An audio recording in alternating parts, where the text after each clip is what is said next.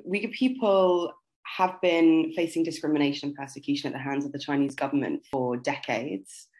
They are very ethnically and culturally distinct from the Han majority in mainland China, and the Chinese government has perceived them or treated them as a threat for decades, for generations.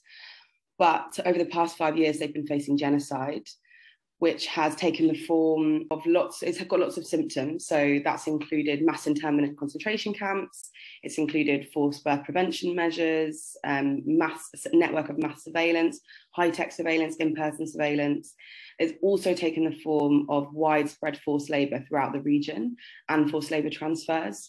So in these programs, Uyghur people are forced to work in wide-scale facilities, large facilities, creating textiles. They're also forced to work in kind of state conscripted labor. So that includes picking cotton, picking tomatoes.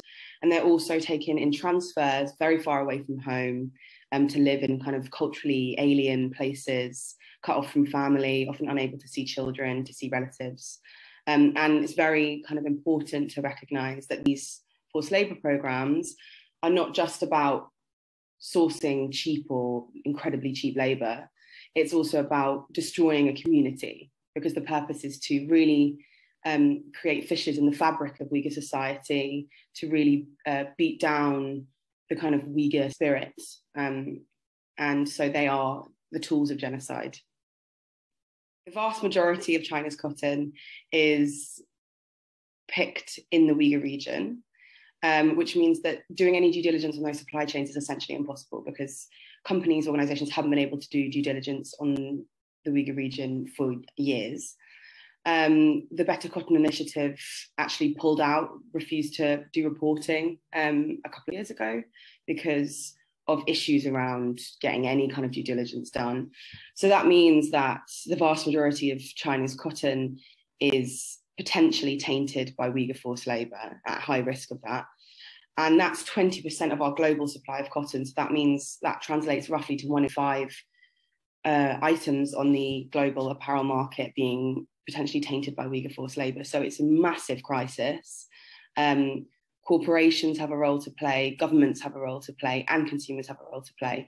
But so far, there has not been enough action. Corporations have been incredibly slow and in many cases just refused to deal with the issues in any kind of substantial way. And governments as well have failed to put in place adequate legislation to ensure that cotton and textile products made using crimes against humanity and genocide don't enter UK markets. The hearing in October is important because it's important to hold the UK government to account for its failure to tackle the issue of Uyghur forced labour in UK supply chains, particularly Uyghur forced labour-made cotton in UK supply chains. We've contacted the government time and time again about about this exact issue, and you often get the same response, which is that the UK government is doing enough. We have these modern slavery legislation in place. We have these protocols in place. But what we see in practice is that that's not actually doing much to deal with what's a mass crisis, which is our market being proliferated with Uyghur forced labour picked cotton. So the hearing in October is an important action for us to hold the UK government to account and for them to have to explain their position. It's also really important for the Uyghur community to have some kind of access to a sense of justice or accountability, because the Chinese state has been persecuting their people for 5 years. They haven't seen enough action from the international community. And when you're in that kind of situation, it's very, very hard to get your day in court or your moment of justice or to get a sense of fairness. It's very difficult. So I think the hearing in October is going to be a really important moment for the community and for the World Uyghur Congress to get something that's really tangible. We would hope to see the UK government taking genuine action on and agreeing on the need to now put in place adequate legislation that will prevent the importation of cotton products.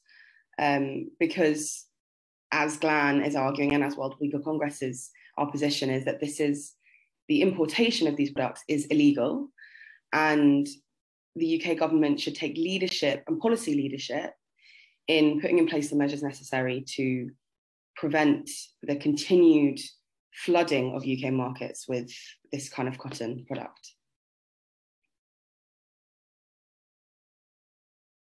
We would like the general public to understand that every single time you go into a shop as a consumer, every time you buy something from China, there's an incredibly high chance that that product has come from a location and a situation in which people are being forcibly taken from their families, put in internment camps, facing torture, sexual violence, and all of that exists in the supply chain for so many of the products that we're buying in British stores today.